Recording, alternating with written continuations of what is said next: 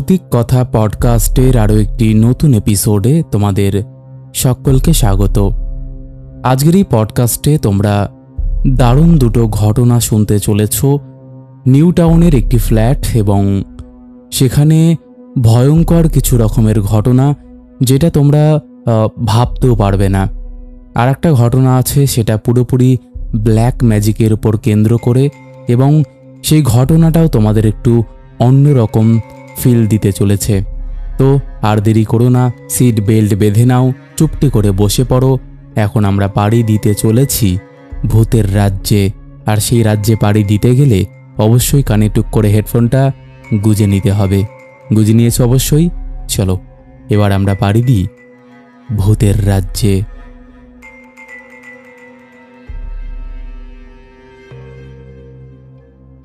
Hello Aparna দি। হ্যাঁ hello, বলো কেমন আছো? খুব ভালো, তুমি বলো?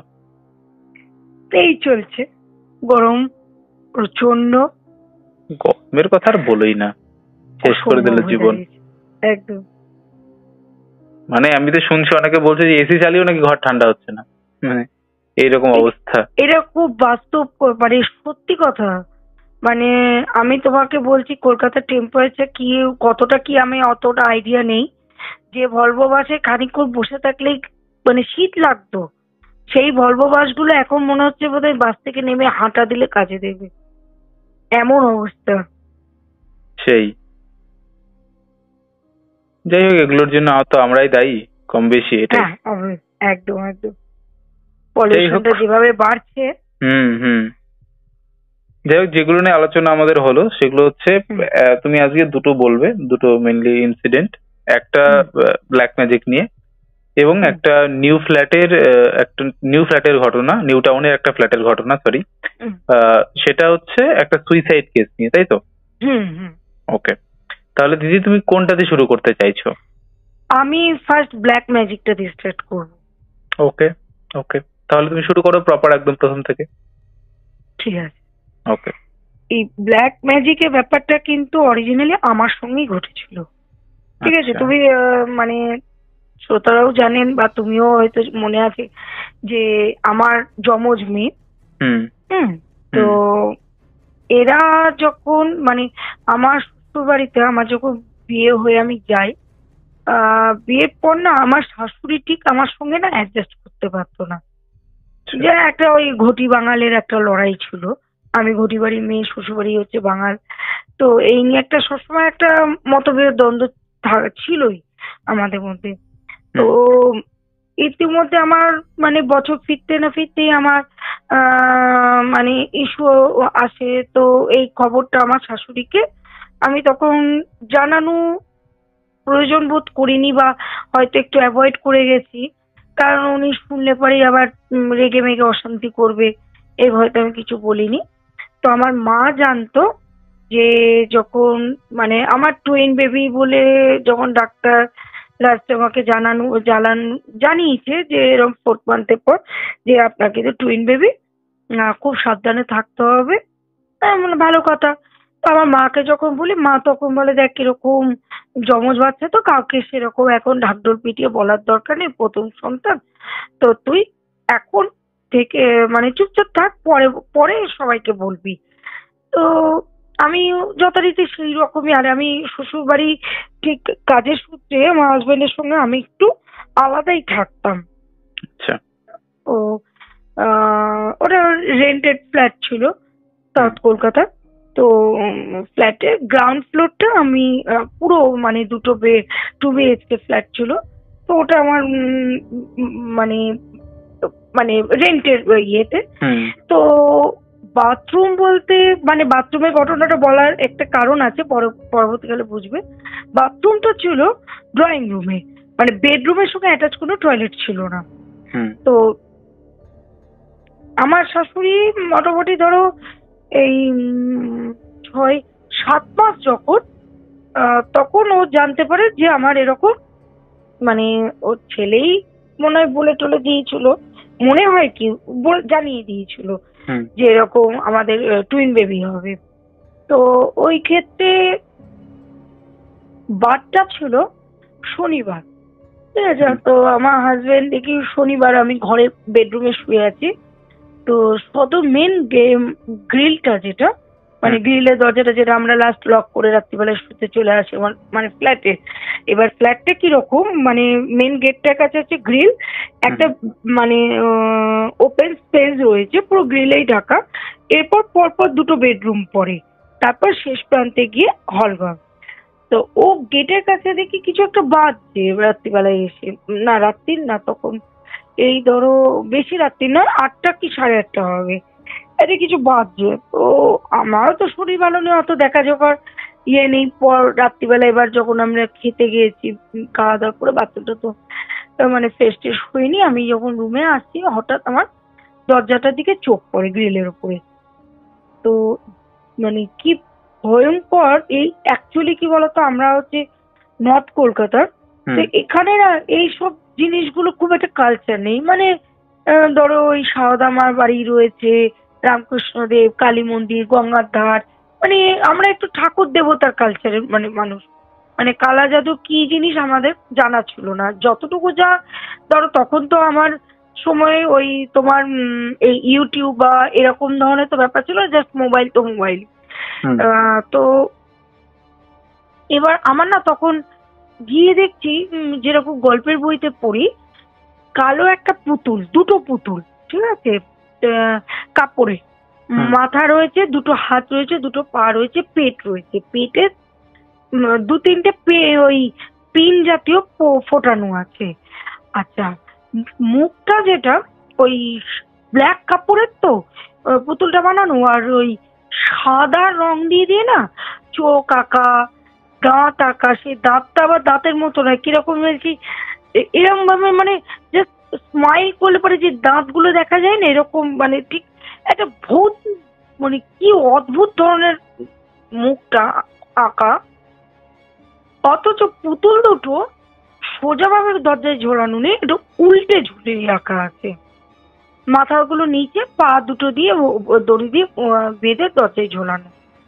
তো আমি না তখন প্রথমে দেখলাম, দেখে বললাম যে জিনিসটা কে বেঁধেছে, কি ব্যাপার।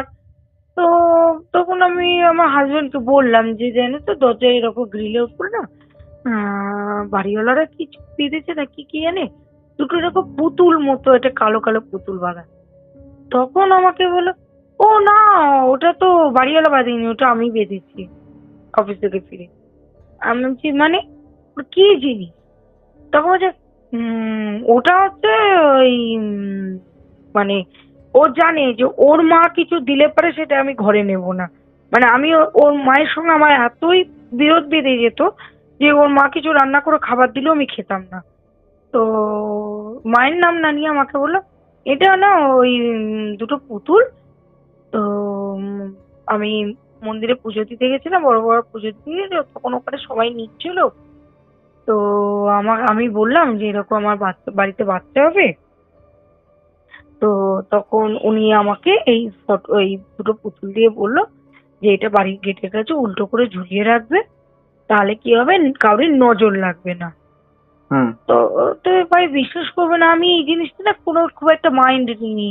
তা আমি মা শারদার আর মা কালীর প্রচুর মানে পরম ভক্ত, যার জন্য আমি ওই মাইন্ডেও নিতাম না যে কি আছে না আছে, ঠিক আছে চলো। শনিবার রাত্রি দেখি তখন রাত্রি 12টা কি 1টা বাজে। আমি মানে হঠাৎ খুব পেটে কামড় দিচ্ছে, তো বাথরুমটা তো আবার গেলাম, বাথরুম থেকে আসলাম, এসে না খুব সারাটা রাত আমার পেটে প্রচন্ড কষ্ট হয়েছে। তো এবার আমি তখন ধীরে মানে সেদিন রাত্রেও ঘুমিয়ে পড়েছি, পরের দিন সকাল থেকে, সেটা ছিল মানে সানডে, আমার হাজবেন্ডের ছুটি। ও দেখি দিব্যি ধূপ নিয়ে গিয়ে ওই পুতুলটাকে মানে পুজো পাঠ ওই ঘরে সব দিত, পুজো টুজো করছে, করে টোরে দেখি ধূপটা নিয়ে গিয়ে ওই পুতুলগুলো, আর মানে আমি আমার বেডরুমের সোফাতে বসে আছি, সোফা থেকে গ্রিলটা দেখা যেত। তো আমি দেখছি হঠাৎ করে ওই ওই পুতুলগুলোকে ধূপ দেখাচ্ছে, ধূপ টুপ দেখি আবার ঘরে ঢুকে চলে এলো। তখন আমি বললাম যে ওটা নজর লাগার ব্যাপার, নজর কাটিনি, কি বললে, এটা ধূপ দেখাতে গেলে কেন?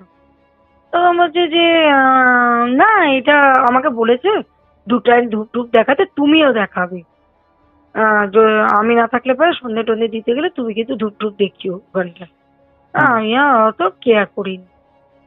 শুরু হলো মানে সানডে থেকে হঠাৎ করে আমার শরীর খারাপ হওয়া শুরু করলো। মানে কোনো কারণ নেই, কিছু নেই, মানে আমাশা টাইপের আমার হয়ে গেছে। এবার সানডে গেল, মানডেতেও মানে এমন অবস্থা হলো যে বাথরুমের কাছে আমি একটা গিয়ে চেয়ার রেখে দিয়েছি, বাথরুম থেকে বেরোচ্ছি, চেয়ারে বসছি, আবার বাথরুমে ঢুকছি। এবার সেটা গেল মানডে, সানডে মানডে এইভাবে আমার কেটে গেল। টুইসডেতে আমি আর নিজেকে কন্ট্রোল করতে পারলাম না। আমার প্রচন্ড মানে সেই কি বলে এটাকে, রক্ত আমাশয় যেটাকে বলে, এই টাইপের আমার স্টার্ট হলো। আর আস্তে আস্তে ধীরে ধীরে না আমার পায়ের পাতাটা মানে ফুলে, এতটা ফুলেছে যে কোনো চটি টটি পড়া যাচ্ছে না, কিচ্ছু না। পায়ের পাতা কষাই হয়ে ফুলে গেছে, মুখ টুক ফুলে গেছে, হাতের পাতা ফুলে গেছে। মানে আমি মানে এতটা মানে মানে বিয়ের পর পর না আমি এতটা মোটা ছিলাম না। এবার না আমাকে দেখে না পুরো গোল বালিশের মতো লাগছে, মুখ ফোলা, দুটো হাতের পাতা ফোলা, মানে পায়ের পাতি ফোলা। তো আমার মা তখন, মাকে আমি ফোন করলাম, মাকে বললাম আমার শরীরটা খুব খারাপ, এরকম কিছু খাবার খেতে পারছি না। তখন মা বললো যে কি প্রবলেমটা কি, আমি বললাম। তো মা বললো ঠিক আছে, আমি মঙ্গলবার ছিল, তুই আমি যাচ্ছি ডাক্তার ও বাড়িতে, তুই গিয়ে ডাক্তার দেখিয়ে। তো আমি ডাক্তার দেখাতে রামকৃষ্ণ মিশনে, আমার হাজারা রামকৃষ্ণ মিশনে আমার কার্ড টাট করা ছিল, তো আমি গিয়েছি দেখাতে। তো ডাক্তারবাবু আমাকে মেডিসিন দিলেন, দিয়ে বললেন যে মা তুমি এরকম, ওখানে না ডাক্তাররা সব পেশেন্টদেরকে মা বলে কথা বলে। তো মানে সম্বোধনটাই মানে পেশেন্ট হিসেবে তার নাম বা তুমি তুমি এরম না, পুরো মা। তো খুব বয়স্ক স্যার ছিলেন আমার ডাক্তার। তো আমাকে বললেন যে মা তুমি খুব সাবধানে থেকো, ওর মেডিসিন যা দিয়েছি যদি খেয়ে তোমার এটা কন্ট্রোল না হয় তাহলে কি তোমাকে ইমিডিয়েট কিন্তু ভর্তি হতে হবে। তাহলে আচ্ছা ঠিক আছে বলে টলে বাড়ি এসেছি। মানে আমি গিয়েছি আমার হাজবেন্ডের বাইকে করে, তুমি বিশ্বাস করবে না, রীতিমতো পায়ে কোনো জুতো আমার ঢোকেনি বলে খালি পায়ে গিয়েছি, পুরো পা আমার ফুলে গেছে। তো বাড়িতে এসে ওষুধপত্র খেলাম। সেদিন ছিল মঙ্গলবার। দেখছি না মানে কোনো রকম ভাবে আমার একদম ননস্টপ প্রবলেম, মানে এটা চলছে। আর মানে লাস্টে আমি চেয়ারটা নিয়ে মানে বসবো না বাথরুমে যাবো, এরকম একটা ব্যাপার দাঁড়িয়ে গেছে। আমার খুব ভয় লেগে গেছে, এত ভয় পেয়েছি আমি। যখন মাকে বলছি মা তোমরা যেও না, আমার খুব কষ্ট হচ্ছে, আমি সহ্য করতে পারছি না, আমার মাথাও ঘুরছে, শরীরও খারাপ করছে। তো মা বলে তোকে ডাক্তার ওষুধ দিয়েছে, তারপর তুই ডাক্তারবাবুকে ঠিক করে বলেছিস? কেমন হয় মা, আমি তো বলেছি, আমাকে মেডিসিনও দিলে বলে এটাতে বন্ধ হয়ে যাবে। তো সেদিন গেল মঙ্গলবার, ডাক্তার দেখিয়ে ফিরে টিরে পরের দিন সকালবেলায় আমি আর মানে নড়া চড়া চলা ফেরা কোনো পুরো শক্তি হারিয়ে গেছে, যেন মনে হচ্ছে এবার বোধহয় শরীর থেকে আমার প্রাণ বেরিয়ে যাবে, আমি আর পাচ্ছি না। সেদিন ছিল বুধবার, মানে ওয়েডনেসডে। এবার আবার আমি আমাদের ডক্টরের কাছে গেলাম, এমার্জেন্সিতে গিয়ে বললাম যে এরকম আমি কালকে তো দেখিয়ে গেছি, এরকম তোমার কোনো কাজ করেনি। তো আমার প্রেশার টেশার চেক করে বললো যে মা তোমাকে এক্ষুনি ভর্তি হতে হবে। আমি বললাম কেন? বলছে যে এরকম তোমাকে স্যালাইন দিতে হবে, তোমার শরীরের অবস্থাও খুব একটা ভালো না, বাচ্চাও বিপজ্জনক অবস্থায় রয়েছে। মানে তখন 7 মাস 1 সপ্তাহ। তো আমাকে সেদিনকেই ভর্তি নিয়ে নে। তো বুধবার দিন আমি তখন ভর্তি হয়ে গেছি। বিকেলবেলা বাবা দেখতে গেল, মা যেতে পারিনি, মা বাড়িতেই ছিল, মানে আমার এই রেন্টেড ফ্ল্যাটে। ভাই আর মা ওখানেই ছিল, আর বাবা আমাকে দেখতে এসেছিল। তো বাবা দেখে টেকে গেল ওয়েডনেসডে। তো তারপর থার্সডেতে আমাকে আমার শাশুড়ি বিকেলবেলায় দেখতে এলো। দেখতে এসে মানে ওনার খুঁটিনাটি ঝগড়াঝাটি, মানে কেন আমি ভর্তি হয়েছি, কিসের জন্য, এগুলো বাড়াবাড়ি, আমাদেরকে ডাকা হয়নি, এরকম ধরনের একটা উত্তেজিতমূলক কথা কিছু আমার কথা কাটাকাটি হয়। তাতে আমার না খুব শরীরটা খারাপ হয়ে ওঠে। সিস্টাররা আমাকে ডাকে, মানে আমাকে সিস্টারটা যখন দেখতে পাই, আমার তখন এত শ্বাস প্রবলেম চলছে, মানে এতে আমি মানে তোমাকে মানে আমি পরে ঘটনাটা পরে বলছি। এবং অস্বাভাবিক ভাবে শ্বাসকষ্ট স্টার্ট হয়েছে, মানে দম নিতে পারছি না। আর আমার যে বেডটা ছিল ঠিক জানলার ধারে, আর একদম বেডের পায়ে থেকে সোজাসুজি দরজার কাছেই সব সিস্টাররা সব ওখানে টেবিলে বসে রয়েছে। তো আমি তখন মানে শ্বাসের সময়, আর আমি পুরো কথা বলতে পারছি না, আমি একটাই কথা লাস্ট বলেছি যে তুমি এক্ষুনি এখান থেকে যাও, নাহলে পরে আমি মনে হয় এক্ষুনি মরে যাবো, আমি আর পাচ্ছি না নিতে। তখন সিস্টারটা দেখতে পেয়ে সঙ্গে সঙ্গে ডাক্তারকে ডাকে, কল করে ওখানকার ট্রিটমেন্টও খুব ভালো। সঙ্গে সঙ্গে আমায় সব ডাক্তার ছুটে আসেন, যিনি আমার ডাক্তার ছিলেন উনিও আসেন। দিয়ে চেক টেক করে না, ওনারা কারণ খুঁজে পাচ্ছে না যে আমার এইরকম প্রবলেমটা কেন হচ্ছে, শ্বাসকষ্ট হচ্ছে। তারপর ওনারা বললেন যে বাবাকে, আমার হাজবেন্ডকেও ডাকলেন, ডেকে বললেন যে আমাদের মনে হচ্ছে যে আপনার মেয়ের অবস্থাটা খুব একটা ভালো নয়। তো বাচ্চা আর মা দুটোই খুব সিরিয়াস অবস্থায় রয়েছে, যে কোনো আমরা সিজার করব, যে কোনো হয়তো একটাই বাঁচবে, নাই বাচ্চারা বাঁচবে নাহলে পরে মা বাঁচবে, ওর অবস্থা যা। তো সারা রাতে আমাকে লেবার রুমে নিয়ে গেছে, অনেক ট্রিটমেন্ট মানে স্যালাইন দিয়েছে, অনেক কিছু করেছে, কিন্তু কোনো রকম ভাবে কিছু হচ্ছে না। তো বাবা তখন সারা রাত ওখানেই ছিল। বাবা খালি মাকে একটাই কথা বলেছে যে দেখো আমি অনেক চেষ্টা করছি, কিন্তু ডাক্তারটাও বুঝতে পারছে না মেয়ের কি হয়েছে। তো এরকম মেয়ে প্রচন্ড কষ্ট পাচ্ছে, মেয়ের এত মানে প্রবলেম দাঁড়িয়ে গেছে। আর সত্যি আমি কি বলবো, আমাকে যখন ডেলিভারি রুমে নিয়ে গেছে, আমি নিঃশ্বাস নিতে পারছি না, মানে এত কষ্ট হচ্ছে আমার। আর অক্সিজেন মাস্ক যখন আমাকে পড়াচ্ছে, তখন ওটা যেন আমি টেনে খুলে দিচ্ছি, আমি নেব না, ওটা নিলে যেন আরো যেন আমার দম আটকে যাচ্ছে। তখন তারপর যাই হোক, সেদিন রাত্রিরে এইসব ঘটনার পর ভোরবেলায় যাই হোক আমার সিজার টিজার করে মেয়েরা বেলার দিকে আমার মেয়েরা ডেলিভারি হয়, সবকিছু নর্মাল হয়ে যায়। 4 দিন পর আমার জ্ঞান ফিরে। তারপর আমি যখন বাড়ি ফিরি, এইখানেই মানে কালা জাদুর গল্প ব্যাপারটা। আমার মা বলে যে তো বাবা যখন আমাকে ফোন করেছে, তখন আমার হাজবেন্ড একবার বাড়িতে এসেছিল, আমার শাশুড়ি বলছে তোর শাশুড়িকে দেখলাম ওই পুতুলের দিকে কিছু একটা করে, ওই যেখানটা ওই পুতুলের মাথাটা নিচের দিকে ঝুলছে, পাটা বাঁধা, তো শাশুড়ি ওই পুতুলের গলাতে কি সুতো টুতো এরম ভালো করে পেঁচি টেচি দিয়ে কি সব করলো, করে টোরে গিয়ে ঘরে বেডরুমে গিয়ে বসলো, তারপর রাত্রিরে চলে গেছে। আমার মায়ের ওইটা দেখে একটা সন্দেহ হয় যে কি এমন জিনিস। মেয়ে, আমি মাকে বলেওছি যে মা বাড়িতে ঢুকতে না মায়ের নজরে পড়েছিল, মানে আমি যখন ওয়েডনেসডেতে অ্যাডমিশন নিই সেদিনকেই মায়ের নজরে পড়ে, মানে বাড়িতে এসে, যে দরজার উপরে দুটো এরকম কালো পুতুল পা বেঁধে ঝুলছে, মাথা দুটো নিচে, আর ওই পেটের কাছে পিন গোজা হয়েছে পুতুলটার। তো তখন মায়ের ওটা দেখে কেমন লেগেছে, মা তখন আমাকে কিছু বলে, আমাকে একবারই জিজ্ঞেস করছে ওটা কে করেছে। আমি বললাম যে এরকম ও করেছে, ও বলছে নাকি ওই বড় বাবার মন্দিরে ওকে পুজো করতে বলেছে, বাড়িতে তাহলে বাচ্চারা হাওয়া বাতাস নজর লাগবে না, তাই জন্য এটা করেছে। তো ওইটা আমার মায়ের মাথায় ছিল। আর ওই শাশুড়িকে মানে সুতো গলায় জড়াতে দেখে মায়ের একটা সন্দেহ হয়।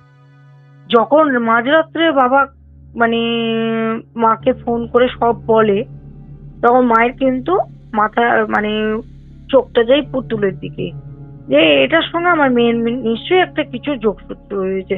তা নজর লাগলে পারে নজর কাঠি আছে, বা ঠাকুরের ফুল টুল দিয়ে মাদুলি পরায়, অনেক আছে কালো কার বেঁধে দেয় পায়, এইটা কি জিনিস যে এটা কালো দুটো পুতুল, সে বীভৎস ভাবে একটা ভৌতিক ভূতেদের মতো দাঁত বের করা, হাতে আঁকা, পেটে পিন বাঁধা, তাও আবার মাথা দিয়ে ঝুলালেও মানতাম, সেটা আবার উল্টে দেওয়া রয়েছে।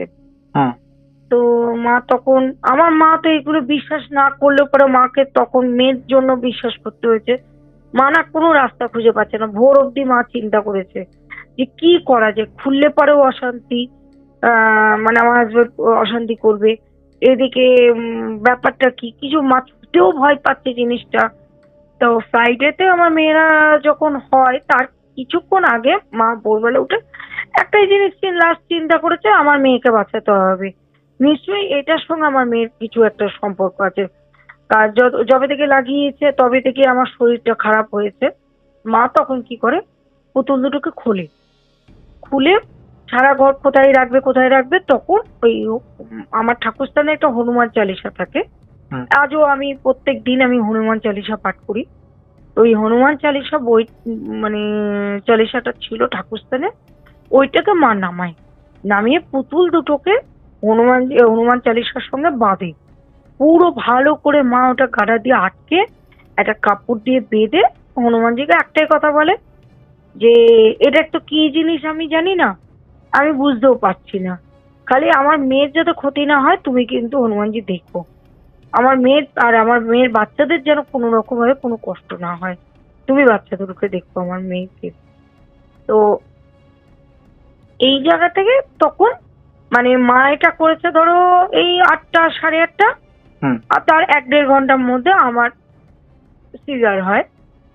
তো আমি যখন ফিরি তখন মা আমাকে বলে দেখো আমি তো জানি না কি ব্যাপার, হয়তো তোমাদের ঠাকুর দেবতারও ব্যাপার হতে পারে, কি আমি তো কিছু বুঝিনি, কিন্তু আমার মনে হয়েছে তোমার যদি মনে হয় তুমি পুতুল দুটোকে লাগিয়ে রাখতে পারো, কিন্তু আমার যেটা মনে হয়েছে যে এটা কিছু একটা কালা জাদু কিছু করা হয়েছে তোমার সঙ্গে।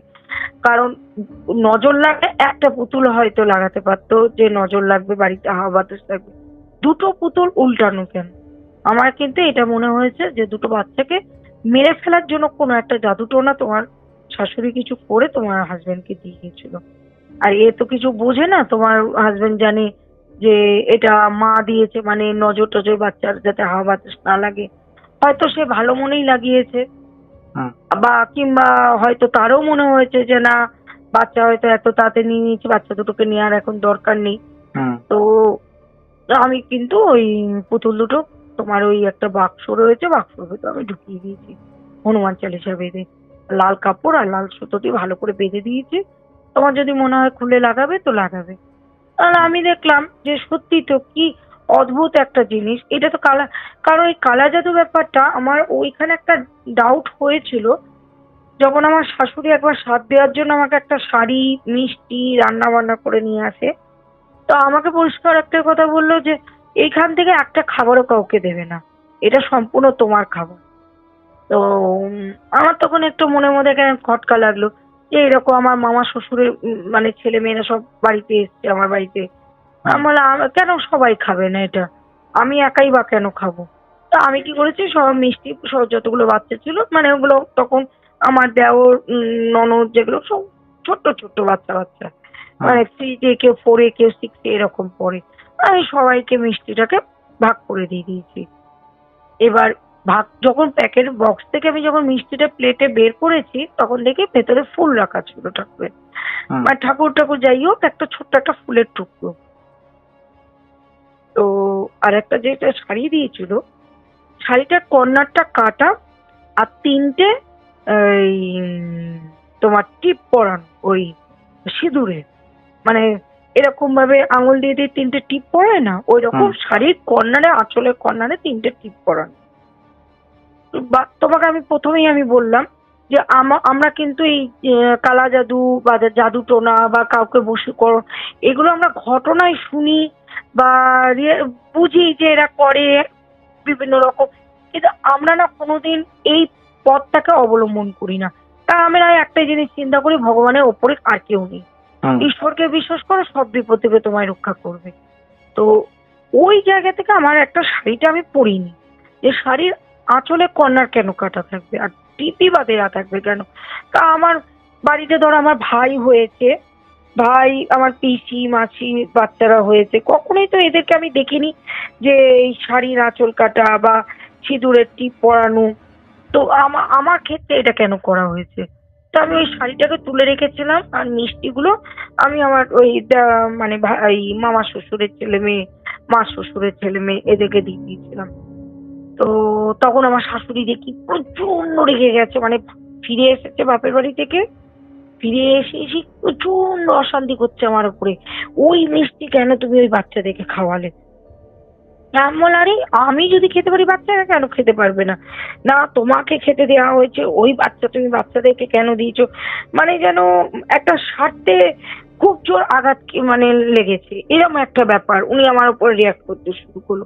আমি বললাম, ঠিক আছে আমি তো মিষ্টি খেয়েছি, যেটা বাড়তি মিষ্টি ছিল বাচ্চাদেরকে দিয়েছি। তখন এর পরে পরেই এই ঘটনাটা ঘটে, ওই পুতুলের ব্যাপারটা। তখন আমার মনের মধ্যে পুরোপুরি মানে ঘটনাটা একদম আমি 100% শিওর হলাম যে এটা আমার শাশুড়িরই কাজ ছিল। ও কোনো রকম ভাবে চাইনি আমার বাচ্চা দুটো পৃথিবীতে আসুক। আর ওটা কোনো মানে জাদু টোনা হোক, ব্ল্যাক ম্যাজিক করে হোক, কারণ নর্মালি ওই কালো পুতুলগুলো কিন্তু ব্ল্যাক ম্যাজিকেই ইউজ করা হয়। তো ওইটা দেখে আমার তখন আমি একদম শিওর হয়ে গেলাম যে বাচ্চা দুটোকে আমার কোনো রকম ভাবে পৃথিবীতে আসতে না দেওয়ারই চেষ্টা ছিল। যার জন্য এই পথটা আমার শাশুড়ি নাই আমার হাজবেন্ডকে বোকা বানিয়ে দিয়েছে, আর নালে আমার হাজবেন্ডও এর সঙ্গে যুক্ত ছিল। বুঝছো? তা ওই ব্যাপারটা। আর আমি আমার হাজবেন্ড পুতুলগুলো খুব খুঁজেছিল, কোথায় গেল কোথায় গেল। মনে কি জানে, মনে হয় ওই ঝড় বৃষ্টি। আর তখন আমার মেয়েরা হয়েছে তোমার আষাঢ় মাস, প্রচন্ড তখন বৃষ্টির সময়। আমি বলে বৃষ্টিতে হয়তো খুলে টুলে গেছে, পড়ে গেছে, বেরিয়ে গেছে বলে ব্যাপারটাকে মানে ঢাকা চাপা দিয়ে দিই। কিন্তু এর থেকে কিন্তু আমি একটুখানি হলে পরেও বুঝতে পেরেছি যে একটা কিছু আমার জন্য করা হয়েছিল, আমার বাচ্চা দুটোর জন্য। আমি করি আর না করি, কিন্তু কেউ তো করে, এটা তো একটা কোনো কাজ হয় এইসব জিনিসে। তো এই ঘটনাটা থেকে এটাই হচ্ছে আমার ফার্স্ট ঘটনা, এটা আমার উপরে হয়েছিল ব্ল্যাক ম্যাজিকে। আচ্ছা, এবার সেকেন্ড ঘটনাটা বলবো। সেকেন্ড ঘটনাটা ঘটেছিল নিউ টাউনে। এটা আমার বাচ্চাদের টিচার ওদেরকে এখানেও একটা খুব মানে মানে মজার ব্যাপার আছে, পরে এটা আমি আসছি। আমার বাচ্চারা সেদিনকে পড়তে গেছে, ঠিক আছে, দুই মেয়ে পড়তে গেছে। তো ওদের পড়ে ফিরতে ফিরতে রাত্রি তখন 10:30 বেজে গেছে। তো সেই দিনকে ওদের ম্যাম কি করেছে, ক্লাস করিয়েছে, ক্লাস করিয়ে হাতে অনেকক্ষণ টাইম ছিল। তো ওই বিভিন্ন রকম আমার মেয়েরা এই তোমার এই চ্যানেলে গল্পটা বলেছে যে এই ভৌতিকতাতে এরকম অনেক ভালো ভালো ঘটনা আছে, অরিজিনাল তোমরা দেখো। ম্যামকে বলেছে, ম্যাম জানো তো খুব ভালো ভালো ঘটনা আছে, সত্যিকারের ঘটনা। তখন এই মানে দেখবে একটা আসর বসলে একটা ভৌতিক ভূত ভূত ভূত ভূত কথা উঠতে উঠতে এর ঘটনা ওর ঘটনা এরকম আসে। তো ওরা যে যার একটা করে ঘটনা বলা শুরু হয়েছে, কাউরির মামার বাড়ি, কাউরির এই। তখন ওদের ম্যাম ওদেরকে বলে যে দেখ আমার মানে ম্যামের যে হাজবেন্ড, তো বলে তোদের ওরা আমার বাচ্চারা ওনার হাজবেন্ডকে স্যার বলে। তো বলে স্যারের একটা ঘটনা আছে জানিস তো নিউ টাউনে, তোদের কাছে বলবো। তো বলেছে যে হ্যাঁ ম্যাম বলো। তো ঘটনা স্যারটা মানে আমি ঘটনাটা পরে আসছি। তো ওরা ঘটনাটা শোনার পরে ওরা ওই বাড়ি থেকে নামে। মানে বাচ্চারা এই ঘটনাটা শুনে এত ভয় পেয়েছে যে ওরা কেউ বাড়ি থেকে মানে বিল্ডিং থেকে একা নামতে পারছে না। তো যে যার বাড়ি গার্জিয়ানদের পেরেন্টসদেরকে ফোন করেছে, কারোর বাবা বাইক নিয়ে এসে, মা রিক্সা নিয়ে এসে। আমার মেয়ে দুটো ওস্তাদি করে আর সেদিনকে আমাকে আর ফোন করেনি। ওরা বিল্ডিং থেকে নেমেই দেখেছে ম্যামের ঠিক সামনের বাড়িতেই একটা বডি এসছে, সব কান্নাকাটি করছে। বডিটা ওই রাস্তার উপরে শোয়ানো আছে ইয়েতে। তো ওই নিয়ে কান্নাকাটি দেখেছে। তো আমার ছোটটা একটু দেখে দেখে গা চমচম করে কিছু ভয় পেয়ে গেছে। মানে ঘটনাটা খুবই সত্যি খুব ভয়ের ঘটনা। তো এবার বাড়ি ফিরেছে, সেদিন ছিল এটাও শুক্রবার দিনকে পরে লাস্ট ফিরেছে। ফিরে টিরে বাড়ি এসেছে, বাড়ি এসে ছোট মেয়েটা দেখি বাড়িতে পুরো গুম খেয়ে চুপ করে বসে আছে, মানে না কথা বলছে না কিছু। তো আমি ওদেরকে খাইটাই দিলাম, দিয়ে বললাম যে তোমরা রাতে যদি পড়া থাকে পড়ো, আমি শুয়ে পড়ছি। তো আমি শুতে গেছি, তখন দেখি ও আর কোনো কথা বলে না, ও চুপ করে রয়েছে। তারপরে মানে এই রাত্রির ধরো 3টে হবে, ও আমাকে দেখি খুব আস্তে আস্তে হাত নাড়ছে, মানে আমাকে গায়ে একটা নাড়া দিচ্ছে। তো আমি উঠেছি, কি হয়েছে মা? তো আমার হচ্ছে মামা খুব শরীর খারাপ করছে। আমি বলছি, গায়ে হাত দিয়ে দেখি গায়ে প্রচন্ড জ্বর। মানে ওরা যে ভৌতিক ঘটনাটা শুনেছে না, এগুলো আমাকে কিন্তু তখনও বলেনি। আচ্ছা। তো আমি গায়ে প্রচন্ড জ্বর টর দেখে আমি বললাম, বাবা তোমার এত জ্বর, দাঁড়াও, তুমি আর বাথরুমে একা একা যাও না। এর আগেও একবার বাথরুমেও মাথা ঘুরে পড়ে গিয়েছিল। আমি দেখছি, ও তো ওকে ক্যালপল দিয়েছি, দিয়ে শুয়ে রেখেছি। তারপরে না, এই তখন ধরো রাত্রি 4টে হবে, তখন ও আমাকে ডাকছে, মামা। আমি বলছি, হ্যাঁ বাবা। বলছে, খুব ভয় করছে। আমি বলছি, কেন মা? বলছে, বাথরুমে কেউ আছে। আমি বলছি, বাথরুমে কেউ আছে? বাথরুমে কে থাকবে? বলছে, হ্যাঁ গো, বাথরুমে কেউ আছে। জানলা দিয়ে এরকম ভাবে ঝুঁকে কি একটা দেখছে। আচ্ছা। তো আমার না এমনি তোমাকে বলেছি বোধহয়, আমার এই যে নতুন ফ্ল্যাটে এসেছি, এটা আমি না একটা একটু বাস্তু দোষ আছে। মানে এটা আমি পরবর্তীকালে ঠিকঠাক করবার ইচ্ছে তো আছে, দেখি। তো আমি তো খুব ভয় পেয়ে গেছি। আমি নিজেও ভীতু, এত ভয় পেয়ে গেছি। আমি তখন বললাম যে না, এরম ধরনের কিছু নেই। বলছি, সত্যি বলছি, আমার খুব ভয় লাগছে। তুমি আওয়াজ পাওনি? আমি বলছি, কিসের? ওই যে দরজাটার বাইরে, মানে আমার বেডরুমের দরজাতে কেউ একটা টক টক করে নাড়লো। আমি বললাম যে কই না তো মা। তো বলছে, হ্যাঁ কেউ একটা বাইরে চলাফেরা করছে। তো আমার ঘরে তো তো পোষ্য আছে। এবার আমি ভেবেছি যে ওই বড়টা যেটা ল্যাব রয়েছে, ও মায়েদের বেডরুমে ঘুমায়। তা আমি বললাম ওই হয়তো চলাফেরা করছে, ও আওয়াজ পেয়ে ভয় পেয়ে গেছে। আমরা কোথাও কিচ্ছু নেই, তুমি শুয়ে পড়ো, আমার কাছে এসো বলে ঠাকুর হনুমানজির নামটা আমি স্মরণ করে গায়ে হাত টাত বুলিয়ে আমি বললাম, তুই আমাকে জড়িয়ে ধরে শুয়ে পড়ো। তো ঘুম পাড়িয়ে দিয়েছি। পরের দিন সকালবেলায় ওর দেখি গা থেকে জ্বর নামে না, না খেতে পাচ্ছে না কিছু করতে পারছে। তো আমি তখন বড় মেয়েকে জিজ্ঞেস করলাম, আরে কি হয়েছে? বলছে, কালকে জানো তো ম্যামের বাড়ি থেকে বেরিয়েছি, এরকম সামনে একটা ডেড বডি রাখা ছিল। আসলে কালকে ম্যামের বাড়িতে অনেক ভূতের গল্প হয়েছে, ও মনে হয় ওইসব শুনে ভয় পাচ্ছে। তো শনিবার শনিবার বলেছে, তখন আমি বললাম যে আজকে কি ম্যামের কাছে পড়তে আছে? বলে, হ্যাঁ বিকেল বেলা পড়তে আছে। মানে ওই অনুভবটা করতে পারছে। আমাদের বাড়িতে এই ঘটনাটা কিন্তু আগে কোনোদিন ঘটেনি।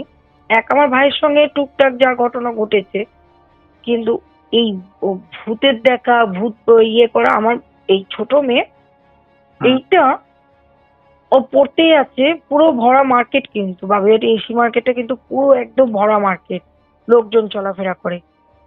কিছুটা এগুলো পরে একটু হালকা লোকজন, ওখানে মার্কেটটা একটু কম মানে আগের তুলনায়। এবার ও পুরো বুঝতে, ও দেখছে নাকি যে ওর ডান হাতের দিকে, মানে বাঁ হাতে ওর দিদি রয়েছে, ডান হাতে ওর সঙ্গে কেউ একটা ছাওয়া হাঁটছে। তখন বড়টাকে বলে যে আমার দেখ, তুই কাউকে দেখতে পাচ্ছিস? তখন বড়টা বলেছে যে কই না তো। তখন হচ্ছে দেখ, আমার ডান দিক দিয়ে কি একটা ছাওয়া হাঁটছে। তখন বড়টা উকি ঝুঁকি মেরেছে, ও ভেবেছে বোধহয় ওই রাস্তার শ্যাডো পড়েছে ওর, ওইটাকে ভয় পেয়েছে। তখন বলছে, না এটা আমার শ্যাডো না, তুই ভালো করে দেখ, ওই দেখ ওপার দিয়ে এবার চলে গেল, ওপার দিয়ে হাঁটছে। এবার বড় মেয়েও খুব ভয় পেয়ে গেছে। ভয় টয় পেয়ে গিয়ে দুজন মিলে ম্যামের বাড়ি ঢুকেছে। ইতিমধ্যে এই ছোটটা বমি টমি করে খুব শরীর খারাপ হয়ে যায়। আমার বড় মেয়ে আর পড়তে ঢোকেনি, ওকে নিয়ে একটা মন্দিরে যায়। মন্দিরে গিয়ে ওকে ওই ওখানে একটা ভালো বড় কালী মন্দির আছে, কালী মন্দিরে গিয়ে বলে এরকম আমার বোন খুব ভয় পেয়েছে, তো আপনি একটু ওকে একটু মায়ের চরণামৃত আর একটু জল টল গাইছি। তো মন্দির থেকে ওকে একটা ফুল দিয়েছে, দিয়ে চরণামৃত দিয়ে বলেছে, দেখ বাবা, এরকম নিউ টাউনের একটা বড় হনুমানজি, আমাদের এখানে না নিউ টাউনে বিশাল বড় হনুমানজির মন্দির আছে। মানে মূর্তিটা না ইতিমধ্যে 5তলা ছাদ থেকে দেখা যায় হনুমানজির মূর্তিটা। তো বলছে এরকম নিউ টাউনে রয়েছে, তো বোনকে নিয়ে একবার যাস, ওখানে ফুল টুল এটা ওটা দেয়, আর একটা মাদুলি দেবে, পরিয়ে দিস। তো এবার আমার বড় মেয়ে আমাকে ফোন করে যে মামা এরম এরম ঘটনা, ও খুব ভয় পেয়েছে, ম্যামের বাড়ি গেটে বমি টমি করে দিয়েছে। আয় বাড়ি চলে আয়। তো বাড়ি আসার পরে আমার ভাইকে বললাম যে তুই একবার আসিস, এসে একটু দেখে যাস। তো খুব ভয় পাচ্ছে, আমি জানি না কেন। তো ওকে নিয়ে আমরা, ও না একদম পুরো খেয়ে আছে, মানে ও এমনি খুব শান্ত, কিন্তু মানে একদম কথা না বলা, সেই চুল টুল ছিঁড়ে না, চোখ মুখ পাকি খালি এদিক ওদিক দেখে যাচ্ছে। আমার তো, আমি মা মা মানে সারাটা রাত ঘুমাইনি, পুরো ওকে নিয়ে বসে আছি। তারপরে বড় মেয়ের মুখ থেকে ঘটনাটা আবার শুনলাম। আরে কি কি হয়েছে তোদের ওখানে? বলছে ম্যাম একটা ঘটনা বলেছে, ওটা শুনে সবাই ভয় পেয়েছে, কিন্তু বিশেষ করে তোমার এই ছোট মেয়েটি আরো বেশি ভয় পেয়ে গেছে। তা আমি বলছি কি ঘটনা আমাকে বল। ও এই, এবার আমি তোমাকে ঘটনাটা বলি। ঘটনাটা হচ্ছে নিউ টাউনে একটা 4তলা বাড়ি আছে, 1তলা, 2তলা, 3তলা, 4তলা। 2তলায় ফ্ল্যাটটা ফাঁকা রয়েছে, 4তলায় বাড়িওয়ালা থাকে, 3তলাতে ভাড়া আছে। মানে 1তলা বলতে ground floor, first floor, second floor, third floor. Third ফ্লোরে বাড়িওয়ালা থাকে, সেকেন্ড ফ্লোরে ভাড়া রয়েছে, ফার্স্ট ফ্লোরে গ্রাউন্ড ফ্লোরের পরে, হ্যাঁ ফার্স্ট ফ্লোরে ঘর খালি রয়েছে। আর গ্রাউন্ড ফ্লোরে যেরকম দোকানপাট ঘর টর থাকে। তো নিউ টাউনটা মোটামুটি এখনো অতটা ডেভেলপ করেনি, তো সবই তো ফ্ল্যাট এরিয়া, তো ওখানে সব মানে বড় বড় ফ্ল্যাট রয়েছে। তো সেখানে দোকানপাট কিন্তু খুব কম নিউ টাউনে। বিল্ডিং এর নিচে যে মুদির দোকান বা স্টেশনারি দোকান টোকান থাকার কথা, ওই জিনিসটা কিন্তু খুবই কম। তো একজন ভদ্রমহিলা, তার হাজবেন্ড ইউপিতে বাড়ি, হাজবেন্ড ওয়াইফ, একটা মাত্র ছেলে। তো ইউপিতে থাকতো, তো ওনার কলকাতা ট্রান্সফার হয়ে আসেন। কলকাতায় ট্রান্সফার হয়ে এসে উনি নিউ টাউনেই ছিলেন। তো নিউ টাউনে ওনার অফিস ছিল। ওইখানে ওই বিল্ডিং এর ফার্স্ট ফ্লোরের রুমটা ওনারা ভাড়া নেন। ফাঁকা, বেশ সুন্দর, 2টো বেডরুম রয়েছে, কিচেন, টয়লেট রয়েছে, খুব সুন্দর বাড়িটা, পরিবেশটাও খুব সুন্দর। তো হাজবেন্ড তার কিছুদিন পরে মানে ওনাদেরকে ওখানে রেখে দুবাইতে ট্রান্সফার হয়ে চলে যায়। থেকে যায় হচ্ছে মানে তার ওয়াইফ অ্যান্ড তাদের একমাত্র ছেলে। তো ওনারা ওখানে থাকে, কারণ ওনারা পরে যাওয়ার কথা দুবাইতে। তো ততদিন ছেলে এখানেই পড়াশোনা করবে, এখানেই থাকবে। তো উনি যখন চলে যান, তারপরে এনারা মা ছেলে দুজন মিলে রাত্রে খাওয়া দাওয়া, ঘুমানো যথারীতি সেরে টেরে শুয়ে পড়ে। ফার্স্ট ডে, মানে হাজবেন্ড চলে যাওয়ার পর ফার্স্ট ডে নাইটে হঠাৎ ওনাদের বেড, মানে বাইরের দরজা যেটা একদম মেন গেটে, হঠাৎ নক নক নক নক করে আওয়াজ হয়। তো ছেলে মাকে বলে যে মা আমি দেখছি, তুমি ওয়েট করো, আর তুমি থাকো, আমি দেখে আসছি। নতুন বাড়ি, হয়তো বাড়িওয়ালা কেউ এসছে। দরজা খুলে দেখে বাইরে কেউ, দরজা বন্ধ করে শুয়ে পড়ে। আবার ঠিক মধ্যরাত্রে গিয়ে ওই রকমই দরজায় নক নক করে। তখন ওরা আস্তে আস্তে ধীরে ধীরে, মানে ওরা চিন্তা করে যে এত রাত্রে কে আর দরজা নামবে, হয়তো বাড়ি, কালকে সকালে গিয়ে জেনে নেবো। তো জানা, মানে এই অবস্থায় ওরা রাত্রির বেলাতে শুয়ে পড়ে মা ছেলে। সকালবেলা উঠে বাড়িওয়ালাকে জিজ্ঞেস করে যে আপনি কি কালকে রাত্রে দরজা নাড়ছিলেন? তখন বাড়িওয়ালা বলেছে যে না না না, অত রাত্রে আমরা কেন নামবো, 12টা বেজে। তখন বলছে এটা কখন? তখন বলছে এই 12টা, 12:30 নাগাদ। তখন বলছে যে না, 12টা, 12:30 নাগাদ তো আমরা তো ঘুমিয়ে পড়েছি, হবে হয়তো নিচে অনেক সময় মিস্ত্রিরা কাজ টাজ করছে, কেউ হয়তো উপরে এসে দরজা নিয়েছে। সেকেন্ড ডে সেম দরজা নক করেছে। তখন মা এটে গেছে, বলছে দাঁড়া আজকে আমি ধরবো কে করেছে। তো উনি দরজাটা খুলে দেখি কেউ নেই। আবার ঘরে ঢুকে গেছে, আবার সেম রাত্রিবেলায় মাঝে মাঝেই দেখে টক করে কে দরজা নাড়ছে, চলে যাচ্ছে। তো পরের দিন তো বাড়িওয়ালাকে বলে যে দেখুন, যদি আপনি না হন তাহলে অন্তত আপনি মিস্ত্রিদেরকে বলুন যারা নিচে কাজ করছে, তো ওনারা জানে এরম ভাবে এসে ডিস্টার্ব না করে। আমাদেরও তো এটা নতুন পরিবেশ, আমাদের খুব অসুবিধে হচ্ছে। আমি বলছি ঠিক আছে আমি দেখছি। তো লেবার মিস্ত্রিরা যারা নিচে গ্রাউন্ড ফ্লোর কাজ করছে তাদেরকে গিয়ে জিজ্ঞাসা করেছে যে ভাই তোমরা কি ওপরে গিয়ে দরজা টরজা নাড়ছো? তখন বলছে না আমাদের তো কেউ নাড়ছে না, তবে অনেক সময় কি হয় রাতে কাজের টাইমে হয়তো কেউ কোনো ছেলে টেলে হয়তো উঠতেও পারে, ঠিক আছে আমি দেখে নেবো, যে সর্দার সে বলেছে। তারপরে দুদিন এরকম, সেদিনও রাত্রে হয়, এরা পরপর 4-5 দিন ঘটনাটা ঘটে ওদের সঙ্গে। তখন খুব বিরক্তি বোধ করে যে এটা আবার কি ধরনের জিনিস, যেরকম সবসময় মাঝ রাত্রিবেলা দরজা নক করছে। তো পরের দিনও ডিসাইড করে যে এবার আমি রাত্রিবেলা ওই কালকে আমি মিস্ত্রিদেরকে ধরবো, বাড়িওয়ালাকেও বলবো যে এটা কেন হয়। তারপরে সেদিন রাত্রিরা না দরজাটা নক হয়নি, একবারই হয়েছে। ওদের ঠিক বেডরুমের জানলা থেকে দেখে রাত্রিবেলায়, তখন রাত্রি 2টা হবে, ঠক ঠক ঠক ঠক করে জানলাকে নক করে। এবার ওরা খুব জোর ভয় পেয়ে যায়, কি হলো জানলায় কে নক করবে, রাস্তার দিকে জানলা, তাও ফার্স্ট ফ্লোর, কে এত উপরে উঠে জানলা নক করতে যাবে। তখন কে কে করেছে কোনো সারা শব্দ নেই। পরের দিনকে সকালবেলায় বাড়িওয়ালাকে কি বলেছে, দেখুন আমার জিনিসটা খুব একটা ভালো লাগছে না, আপনি সত্যি কথা বলুন কি ব্যাপার। তখন বলছে না কি সত্যি কথা বলার কি আছে, এখানে কোনো ব্যাপারই না, এটা হয়তো আপনার মনের ভুল, আপনি এটা অনুভব করছেন। তখন বলাতে তখন হচ্ছে না হতে পারে। সেদিন রাত্রিরে ঘুমাতে গিয়ে দেখে ওই রকম জানলা নক করেছে, আর আজকে কিন্তু আর দরজা নয়, জানলা নক করেছে। জানলা নক করতে গিয়ে ওনার একটু খুব মানে চমকে উঠেছে, মা ছেলে মিলে ভয় পেয়ে গেছে যে সত্যি তো রাস্তার দিকে জানলা এতটা উঁচুতে কার হাত যাবে যে দরজার জানলা নাড়বে। আর ঢিল পাটকেলেও ছুঁড়ে মারার মতো না, রীতিমতো ঠক ঠক ঠক মানে নক করছে কেউ এরকম। তো তখন একটু ওনার ভয় পেয়ে গেছে। ভয় পেয়ে যাওয়ার পরে তো হঠাৎ দেখে না যে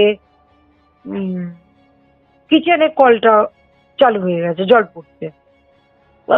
মানে ভালোই আওয়াজ আসছে ওদের বেডরুমেতে, জলের আওয়াজটা। আমার সঙ্গে সঙ্গে মা এতে উঠেছে, ভদ্রমহিলা উঠে গিয়ে রান্নাঘরের কলটা বন্ধ করেছে। কলটা বন্ধ করে এসে যে কলটা বোধহয় খারাপ টারাপ হবে, নাহলে হঠাৎ অটোমেটিক্যালি কলটাই বা চলবে কেন। তো কিছুক্ষণ আবার শুয়ে পড়ছে, শুয়ে পড়ে দেখে সেই টয়লেটে ফ্লাশটা, কোমরের ফ্লাশটা দিলে পরে যে আওয়াজটা হয় আর জলের আওয়াজটা, দেখছে বাথরুমেতে ওরকম কেউ ফ্লাশ দিল, জল বেরোচ্ছে। এই আওয়াজটা শুনে মা আর ছেলে দুজনেই ভয় পেয়ে গেছে। ভয় টয় পেয়ে গিয়ে রাত্রিবেলা আর ঘুমাতে পারেনি। এবার দেখছে প্রচন্ড ডিস্টার্ব হচ্ছে, মানে বাথরুমটাতে নাই ফ্লাশ অন হয়ে যাচ্ছে, নালে পরে কিচেনের কল খুলে যাচ্ছে। সারা রাত দুজনে মা ছেলে মিলে ঘুমায়নি। পরের দিন সকালবেলা উঠেছে, উঠে গিয়ে বলেছে যে বাড়িওয়ালাকে বলেছে যে আপনি সত্যি কথা বলুন, নাহলে আমি ক্লাবকে জানাতে বাধ্য হবো। তখন বাড়িওয়ালা বলেছে কোনো ব্যাপার, কোনো কিছুই তো না, হয়তো কল টল খারাপ হয়ে গেছে, আমি প্লাম্বার পাঠিয়ে দেবো, সে ওরাগুলো চেক করে নেবে। আপনি আমার ফ্ল্যাটে নিয়ে মিথ্যে মিথ্যে বদনাম দিচ্ছেন, এরকম ধরনের কোনো ব্যাপারই নেই। তখন ভদ্রমহিলাও মানে ভয়ও পাচ্ছে, একা একা কলকাতার বুকে রয়েছে ছেলেকে নিয়ে, ফ্ল্যাটের মধ্যে এরকম ক্রমাগত, মানে প্রথমে দরজা, তারপর জানলা, এবার এখন বাথরুম কিচেন, মানে উনি খুবই ভয় পেয়ে যান যে ঘটনাটা কি ঘটছে আমার সঙ্গে। আর শুধু তো আমি তো একা অনুভব করছি না, এটা তো ছেলেটাও বুঝতে পারছে, ছেলেটাও তো দেখছে এরকম ঘটনা ঘটছে। তখন এবার রাত্রিবেলায় বলেছে আজকে তো দেখতেই হবে যে কি হচ্ছে না হচ্ছে। এদিকে ভদ্রমহিলার না প্রচন্ড জ্বর আসে, খুবই জ্বর গায়েতে, মানে বিকেলের পর থেকে এত জ্বর, উনি আসলে ভেতরে ভেতরে না খুব ভয় পেয়ে গিয়েছিলেন। এই ভয়ের কারণে না গায়ে প্রচন্ড জ্বর আসে। তো রাত্রিবেলায় ছেলে যথারীতি মায়ের পাশেই, মা ছেলে মিলে শুয়ে পড়েছে। শুয়ে পড়ে চিন্তা করছে যে না ভালো লাগছে না, এই পরিবেশটাকে ছেড়ে দেবো, মানে এবার যে হাজবেন্ড আসলে পরে ওনাকে বলবো একটা অন্য ফ্ল্যাট দেখতে, পরিবেশটা আমার ঠিক ভালোও লাগছে না, শরীরটা খারাপ, এই মনে মনে রাত্রিবেলা চিন্তা করতে ওনার প্রচন্ড মাথার যন্ত্রণা শুরু হয়। মানে এত যন্ত্রণা করছে, ও অনুভব করে যেন ওনার মাথার যে বিনুনিটা রয়েছে যেন মনে হচ্ছে মানে ওনার ঠিক বেডের যে মাথার সাইডটা ওর ওপরে হচ্ছে আর একটা জানলা রয়েছে। তো উনি অনুভব করে যে জানলাটা মানে ওই ওনার চুলটা বিনুনিটা কেউ একটা টেনে ধরে আছে। উনি না মানে মাথা নাড়াতে পারছে না, ঘাড় ঘোরাতে পারছে না, এত জোরে টেনে আছে, ওনার প্রচন্ড লাগছে মাথায়। আর ওই কারণে ওনার এত মাথা যন্ত্রণা করছে। তো উনি পুরো ওই যেরকম ধরো আমাদের একটা বিনুনি মাথার বড় চুলটা কেউ যদি টেনে ধরে থাকে তখন কি অটোমেটিক্যালি আমরা হাত দিয়ে চুলটা ছাড়ানোর চেষ্টা করি যে কি ব্যাপার।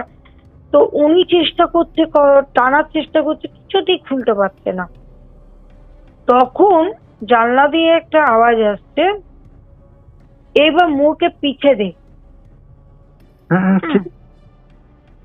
মানে একবার পিছন ঘুরে দেখ আমাকে। আচ্ছা।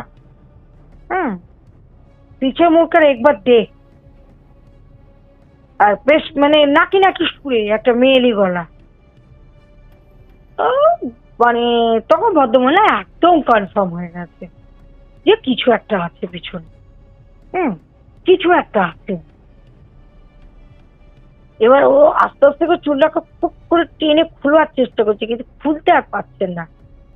জাস্ট এরকম ডান দিক থেকে ঘাটটা ঘুরিয়েছে, ঘাটটা ঘুরিয়েই উনি দেখেছে, ঘাটটা ঘুরিয়ে উনি এরকম হালকা চোখে তাকিয়ে দেখছে জানলার উপরে দুটো পা ঝুলিয়ে কেউ বসে আছে। আর মানে একদম একটা ঝলসানো মূর্তি, আগুনে পুরো ঝলসে গেছে। আর ওর চুলটা, ওই ভদ্রমহিলার চুলটা উনিই টেনে ধরে, ওই মানে ওই জিনিসটা, ওই অবয়বটা ওইভাবে টেনে ধরে আছে। তো এই দেখে ওনার ওনার আর কোনো মুখের ভাষা নেই।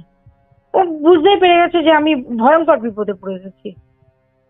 তখন উনি কি করেন, ওই মনে মনে মানে ইউপি মানুষ তো, উনি মনে মনে না হনুমান চালিসা পাঠ করতে শুরু করে দেয়। পাঠ করতে গিয়ে তখন উনি মানে মনে মনে পাঠ করতে করতে একটু মানে ওনার গলার এত অবস্থা খারাপ যে পাশে ছেলে শুয়ে রয়েছে, সে যে ডাকবে, ছেলেকে বলবে যে এরম বাবা ও, সেইটাও উনি বলতে পারছে না। উনি গলা পুরো ওনার মুখের শব্দ চলে গেছে, ওনার কোনো কথা নেই ওনার, কিন্তু মনে মনে পুরো হনুমান চালিসা পাঠ করে যাচ্ছে। তখন ওই অবয়বটা ওকে বলছে যা তোকে ছোড় দিয়া, বলে ছেড়ে দিয়েছে চুলটা। তখন প্রায় রাত্রি 2-2:30 বাজে। তারপরে তো উনি মানে উঠেই জানালাটাকে বন্ধ করে ছেলেকে ডেকেছে। আর গায়ে তো প্রচন্ড জ্বর, জ্বরেতে উনি আর মানে কথা বলতে পারছে না। ছেলেকে কোন রকমের নেড়ে ডেকে ছেলেকে বুকের মধ্যে চেপে ধরে চুপচাপ বসে রাতটা কাটিয়েছে। ভোর হতে ও ক্লাবে গেছে। প্রথমে বাড়িওয়ালাকে জিজ্ঞেস করেছে, দেখুন আপনি সত্যি কথা যদি না বলেন আমি কিন্তু ক্লাবে পুলিশ থানা করবো, আপনাকে সত্যি কথাটা বলতে হবে। বাড়িওয়ালা কিছু বলেনি, বলছে না আমাদের এখানে বাড়ির মধ্যে কোনো ঘটনাই নেই যে আপনাকে আমি সত্যি কথা বলবো। তো ক্লাবে গেছে, ওখানে একটা ক্লাব ছিল কাছাকাছি, ক্লাবে গিয়ে বলেছে ক্লাবের লোকেদের। তখন ক্লাবের সব লোকেরা এসছে। তো নিউ টাউনটা তো একটা মানে নতুন একটা শহর তৈরি হচ্ছে, যেখানে মানে কি বলতো সব নতুন নতুন লোক, ধরো বাইরে কোথাও থাকে, এখানে চাকরি নিয়ে এসছে নিউ টাউনে, সেক্টর 5-এ জব করছে, তারাই প্লট কিনছে, জমি কিনছে। কারণ এখানে পুরোনো জমিটা না পুরো ফাঁকা ছিল, ম্যাক্সিমামই হচ্ছে চাষের জমি, সেইখানেই কিন্তু প্রজেক্ট তৈরি হচ্ছে। তো মানে প্রমোটিং চলছে। এবার এখানে ক্লাব বলো, লোকজন বলো, সবই তো নতুন, পরিবেশে সব নতুন আসা লোক। তো ক্লাবের লোকেরা যখন এসে বাড়িওয়ালাকে ধরে, তখন বাড়িওয়ালা বলে যে আপনি যদি না বলেন আমরা কিন্তু আপনাকে পুলিশে দিতে বাধ্য হবে, সত্যি কথা আপনাকে বলতে হবে। তখন বাড়িওয়ালা বলেছে যে আমি তখন নতুন বাড়ি বানাই এখানে, এই আশেপাশে ওটা পুরোই ফাঁকা ছিল। আমার এই 3 তলা বাড়িটা যে আমি বানিয়েছি, এটা যখন বানাই পুরো নতুন নতুন ভাড়া বসাচ্ছি, তখন এত নিয়ম কানুনও ছিল না, কে কার হাজবেন্ড ওয়াইফ কিছু ডকুমেন্টস, ওই আধার কার্ড নেওয়া, এগুলো ব্যাপার কিছু সেরকম ছিল না। তো এখন যেরকম হয়ে গেছে, কাউকে রেন্ট দিতে গেলে আমরা আধার কার্ড, প্যান কার্ড বা ভোটার কার্ড এগুলোকে দেখি বা একটা করে কপি জমা নিই। তো তখন তো এরকম কিছু ব্যাপার ছিল না। তো একটা মানে মুসলিম ছেলে আর মেয়ে, তারা হাজব্যান্ড ওয়াইফের পরিচয় দেয় যে আমরা নতুন বিয়ে করে এসেছি, বাড়ি থেকে তো বিয়েতে আমাদের রাজি হয়নি, আমরা পালিয়ে গিয়ে বিয়ে করে আমরা মানে ঘর ভাড়া নেবো, তো আমরা হাজব্যান্ড ওয়াইফ। তো তখন ওদেরকে দিয়েছে বাড়িওয়ালা, মানে যেই ফ্লোরে এই ভদ্রমহিলা ঘটনাটা ঘটে তার ঠিক ওপরের ফ্লোরটা, মানে সেকেন্ড ফ্লোরের ফ্ল্যাটটা, মানে যেই রুমটাই ছিল তার ঠিক ওপরের ফ্ল্যাটটাতে। তো ওখানে দিতে উনি ওই রুমটাতে, ওই ছেলেটার মেয়েটা ভালোই সংসার করতো, ওখানে সেক্টর 5-এ চাকরিও করতো ছেলেটা, মেয়েটা সংসারেতেই থাকতো, অল্প বয়সী ছেলে মেয়ে। তো এরম ভাবে দিন কাটছিল। বেশ কিছুদিন পর মেয়েটা কোনো রকম ভাবে জানতে পারে যে ছেলেটা আবার আর একটা বিয়ে করেছে। ছেলেটা অন্য জায়গায় একটা অন্যত্র বিয়ে করে সেখানে বউ রেখেছে। এবার এর সঙ্গে একটা রিলেশন ওর খারাপ শুরু হয় হাজবেন্ড ওয়াইফের মধ্যে। মেয়েটা এইটা সহ্য করতে পারেনি, কারণ ও তো বাড়িও ফিরে যেতে পারছে না, যে বাড়ি ফিরে গেলে পারে বাবা মা কি বলবে, কারণ ও তো পালিয়ে গিয়ে বিয়ে করেছিল। এবার এই মানে ওদের একদিন খুব অশান্তি হয় যে হাজবেন্ডটা চলে যায় ওই আর একটা যাকে বিয়ে করেছে তার কাছে রাত্রিরে। এবার এই মেয়েটা সেই জিনিসটা সহ্য না করতে পেরে গায়ে তেল ঢেলে আগুন জ্বালিয়ে দেয়, আগুন লাগিয়ে দেয়। পুরো মানে শব্দ টব্দ কিচ্ছু করেনি, ভেতরে এরকম জ্বলন্ত অবস্থায় বসে রয়েছে। যখন প্রচন্ড ধোঁয়া ফ্লোর থেকে এরকম আসছে, এইসব দেখে বাড়িওয়ালারা প্রচন্ড ভাবে ভয় পেয়ে গেছে যে ধোঁয়া আগুন টাগুন লেগেছে কিনা।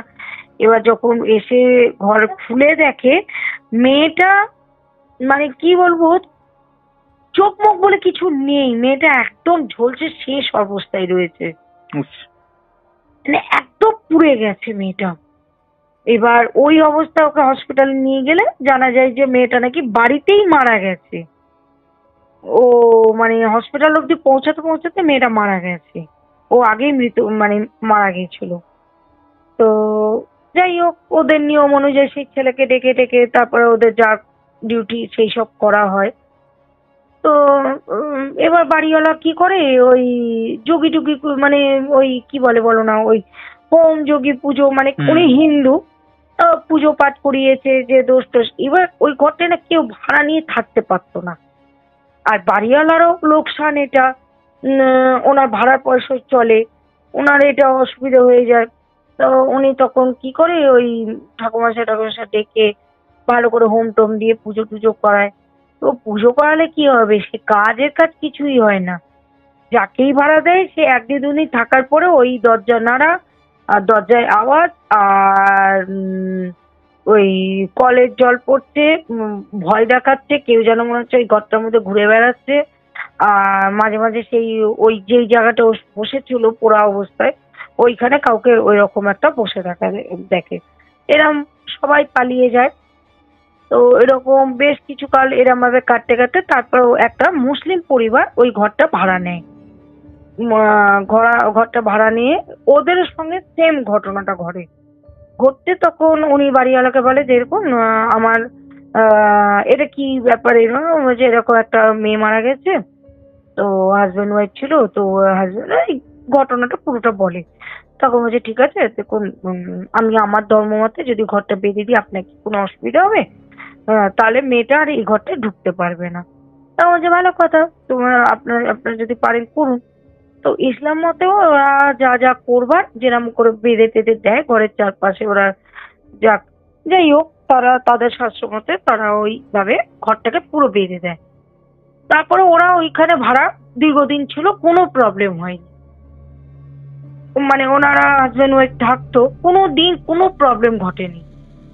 কিন্তু এই যে ঘরটা বেঁধে দেওয়া হয়েছিল না, বেঁধে দেওয়ার ফলে আত্মাটা ঠিক নিচের ফ্লোরে চলে গেছে। ওই ঘরটা ফাঁকা ছিল, ওইখানে দখলদারি করেছিল। এবার ওই ঘরটা আর কেউ ভাড়া নিয়ে থাকতে পারতো না। এই ঘটনাটা ও সবসময় সবকে মানে যে ভাড়া নিয়ে থাকতো তাকে এরকম বিরক্ত করতো, জানান দিত যে ও আছে। শুনে টুনে প্রচন্ড ভয় পেয়ে গেছে। তার মধ্যে তো হাজবেন্ডকেও জানায়, হাজবেন্ড মানে যে দুবাই থেকে মানে একদিন পরেই চলে আসে। ওই থানা পুলিশ মানে ক্লাব হাজবেন্ড সঙ্গেই ছিল ভদ্রমহিলা। তারপরে ওরা ডিসাইড করে আমি এক রাত্রিও এখানে আর থাকবো না, এক রাত্রি এখানে আর থাকা নয়, আজ রাত্রে আমরা ইয়েতে থাকবো, মানে হোটেলে রাত কাটাবো। হাজবেন্ড বলে যে ঠিক আছে, তাহলে ও অফিসে যোগাযোগ করে কথাবার্তা বলে ওরা এই ফ্ল্যাটটাকে ছেড়ে দেয়। ফ্ল্যাটটাকে ছেড়ে দিয়ে ওরা ওই হোটেলে মানে 2-3 দিন হোটেলে থাকার পর অফিস থেকে পারমিশন নিয়ে ওনার মিসেসকে নিয়ে উনি দুবাই চলে যান। তারপরে মানে এই ভদ্রলোক হচ্ছে মানে এদের ম্যামের যে স্যার মানে হাজবেন্ড রয়েছেন ওনার বন্ধু, উনি ঘটনাটা বলে। ওই যে 3-4 দিন ছিল কলকাতায়, উনি ঘটনাটা ওনাদেরকে বলে যে কলকাতার অফিসে মানে নিউ টাউনে ওনাদের সেক্টর 5 কলকাতা অফিসে উনি জানতেন এই দেখা বন্ধু বান্ধবদের কি ব্যাপার, এই তো সবে দুবাই গেছো তুমি, এর মধ্যে চলে এলে। তখন ঘটনাটা বলে যে এরকম এরকম ঘটনা, ওই ফ্ল্যাটটায় ফার্স্ট ফ্লোরটাতে এরকম আত্মাটা ঢুকে গেছে। ওকে বের করাটা সহজ গল্প না, মানে ওপর ফ্লোরে রয়েছে, ওপর ফ্লোরে যেহেতু মুসলিমরা থাকে ওনারা ওনার ধর্ম মতে ঘরটা বেঁধে দিয়েছে, ওখানে থাকার জায়গা পাচ্ছে না, ওর নিচের তলায় চলে যাচ্ছে। বলাতে তখন মানে ওনার তারপরে ওখান থেকে দুবাই চলে গেছে। এই ঘটনাটা শুনে আমার ছোট মেয়ে এমন রিয়াক্ট করেছিল তুই ভাবতে পারবে না। তখনই আমার মনে হয়েছিল যে আমি এই ঘটনাটা তোমাদেরকে জানাবো, বলবো। মানে ছোট মেয়ে এত অসুস্থ হয়ে পড়েছিল, এত জ্বর, তেমনি অসুস্থ, খাওয়া দাওয়া বন্ধ করে দিয়েছে, মুখে কোনো খাবার নেই, আর সেই চোখটা উল্টে না একদিকে দেয়ালের দিকে তাকিয়ে বসে আছে। তো আমি তো ম্যামকে তো কিছু বলতে পারি না যে ম্যাম এরকম ধরনের বাচ্চাদেরকে গল্প বলবেন না।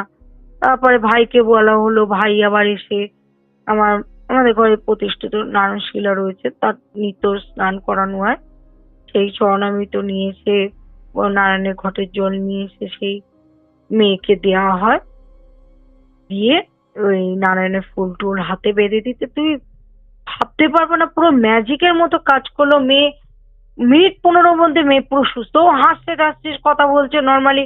তখন আমি বললাম যে হ্যাঁ রে তুই কিসের ভয় পেয়েছিস? বলছে ভয় আমি কিসের? বলছি এরকম ধরনের কিছু ভয় পাসনি, যে কি ঘটেছে এই মানে ম্যাম কি? তখন বলছে যে না আমি সত্যি বলছি, আমি ওই বাথরুমেতে কিন্তু দেখেছি কেউ যেন ওই জানলাটার কাছে এরকম মুখটা মানে এক্সস্ট ফ্যান যেটা লাগানো হয় ওই জায়গাটা আমার ফ্যানটা লাগানো নেই, তো ওই জানলার ওপরে, তো ওইখানটা দিয়ে ও কাউকে দেখেছে যে এরকম মুখ বাড়িয়ে। তো আমার পরে মনে হলো হয়তো বাচ্চা মানুষ ঘটনাটা শুনেছে, হয়তো মনে মনে ও একটা ভয় পেয়ে গেছে, তো ঘটনাটা হয়তো রিয়েলাইজ করেছে যে আমি এরকম দেখছি, এটা এরকম ব্যাপার। তো কিন্তু সত্যি বলছি যে ও আমার মেয়ের মধ্যে না একটা মানে অদ্ভুত ধরনের একটা ঘটনা ঘটেছিল এই স্টোরিটা শোনার পর।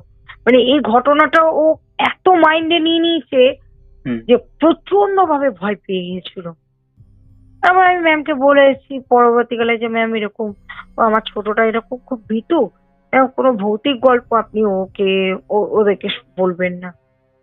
আমার যে 2-3 দিন ধরে যা গেছে 3 দিন ওকে আমাকে ঝাড়াতে হয়েছে মন্দিরে নিয়ে গিয়ে, তারপরে ভাই ফুল টুল দিতে সেই মেয়ে আমার নর্মাল হলো। এই ছিল আমার আজকে শেষ ঘটনা। আচ্ছা, বহু পরিশ্রমের পর মানে আমার মেয়ের ব্যাপারটা তো মানে এইটা না দেখলে তুমি বুঝতে পারতে না। আমাদের বাড়িতে তো দেখো, আমি এর আগেও বলেছি যে আমার ভাই আর মা কিন্তু অনুভব করতে পারে, মানে রীতিমতো তারা অনেকবার সামনাসামনি দর্শনও পেয়েছে, বলবো এরকম ঘটনা ও মানে অনুভব করতে পেরেছে। কিন্তু আমার জীবনের কয়েকটা ঘটনার মধ্যে এটা কিন্তু মানে একটা, আমার মেয়েকে না আমি চিনতেই পারছি না যে মেয়ে, হ্যাঁ সত্যি এটা আমার ছোট মেয়ে খুবই শান্ত প্রকৃতির মেয়ে, কথা খুব কম বলে, খুব শান্ত। কিন্তু ওর ওই কি বলতো, মোবাইল নিয়ে ঘাটাঘাটি করা বা পড়া বা আমার বাড়িতে যে পশু আছে ওই নিয়ে থাকা। কিন্তু এই ঘটনাটা আমি পুরো নিজের চোখে দেখা, আমি আমার মেয়ের কাছেই যেতে ভয় পেয়েছি। বিশ্বাস করতে পারবে, আমি মেয়ের সামনে যেতে ভয় লাগছে। আমি মাকে বলছি, মা তুমি ওকে টাচ করো, আমি ওকে, আমার ভয় লাগছে, আমার কেমন লাগছে ওকে। আর যতই হোক আমার তো সন্তান, আমি তো মানে শেষ লড়াইটা আমাকে লড়তেই হবে আমার বাচ্চার জন্য। মানে ভয় যেরকম পেয়েছে, লাস্ট আমি মাথায় একটাই জিনিস ঢুকলো, আমার ভাই মানে ভীষণ ভগবানে বিশ্বাসী, ও পুজো পাঠ করতে খুব ভালোবাসে। মানে আমার বাপের বাড়ি হচ্ছে কায়স্থ, ও বক্রেশ্বরে গিয়ে দীক্ষা টিক্ষা নিয়ে পইতে নিয়েছে, আর ভীষণ নারায়ণ পুজো করে ও, আমার ভাই খুব ভালোবাসে নারায়ণ পুজো করতেও। আচ্ছা। তো ও ও যখন দেখলাম যে মন্দির থেকে মাদুলি দিল, হনুমানজির মাদুলি দিল, জানি না কতটা কার্যকর হয়েছে কি হয়েছে, তো এত কিছু করা হলো, কোনো রকম ভাবে আমার মানে কাজ হচ্ছিল না। কিন্তু ভাই এসে গাটা ঝেড়ে ফুল টুল দিয়ে নারায়ণের চরণমিত দিয়ে আমাকে বললো, তুই ঘরে রাখ, ও যেখানে যেখানে থাকবে ওর গায়ে ছিটাতে থাকবি। এরকমও হয় অনেক সময় ঘটনা শুনছে, হয়তো সেই নেগেটিভ এনার্জিটা ওর সঙ্গে নেই, ওটা তো অনেক দূরের ঘটনা, কিন্তু কাছাকাছি কোনো একটা নেগেটিভ এনার্জি ওকে দুর্বল দেখে ওকে অ্যাটাকটা করেছে। আর তারপরে সেই ঘটনাটা শুনেই না ওরা নিচে নেমে, এই যে লাশটা দেখেছে না, মানে সামনে মায়ের বাড়ির সামনে যে বডিটা এসছে, কান্নাকাটি চলছিল, তো ওটা ছিল একজন মহিলার। ওই দেখে দেখে আমার মনে হয় ও কোনো হাওয়া বাতাস লেগে গিয়েছিল। মানে নিউ টাউনের ঘটনাটা নিয়ে কিন্তু ও কিন্তু কোনো উচ্চ আচ্ছা করছে না, কিন্তু কোথাও যেন অনুভব করছে কেউ ওর সঙ্গে চলছে, কেউ ওর ঘরের দরজার কাছে আছে, ওর পাশে একটা ছাওয়া মতো কেউ ওর সঙ্গে হাঁটছে, এই অনুভবটা প্রচুর করেছে। মানে খুবই ডেঞ্জারাস বিষয়, খুব ডেঞ্জার বিষয় এটা। মানে এই ঘটনাটা যেদিন আমি শুনেছি আর যখন আমার মেয়ের সঙ্গে 3 দিন ধরে এটা চলছে, তখনই আমি ভাই ভেবেছিলাম যে এই ঘটনা তো আমার এখানে আমায় বলতেই হবে। তো বন্ধুরা, এই ছিল আজকের পডকাস্ট। আশা করছি তোমাদের ভালো লেগেছে। কেমন লেগেছে তোমরা অবশ্যই সেটা কমেন্ট করে জানিয়ে দাও। তোমাদের মধ্যে এখনও যারা এই পরিবারে যুক্ত হওনি তারা যুক্ত হয়ে যাও। তোমরাও যদি এরকম পডকাস্টে ঘটনা শেয়ার করতে চাও তাহলে অবশ্যই আমাদের সাথে কন্ট্যাক্ট করতে পারো। আমাদের সাথে কন্ট্যাক্ট করা একদম ইজি। আমাদের হোয়াটসঅ্যাপ নাম্বার থেকে শুরু করে সমস্ত সোশ্যাল মিডিয়ার লিঙ্ক তোমরা ডেসক্রিপশন সেকশনে পেয়ে যাবে। তো আর দেরি কিসের, তাড়াতাড়ি কন্ট্যাক্ট করে নাও। চলো আজকের মতন এখানেই শেষ করছি, আবার দেখা হবে নতুন কোনো ঘটনা নিয়ে।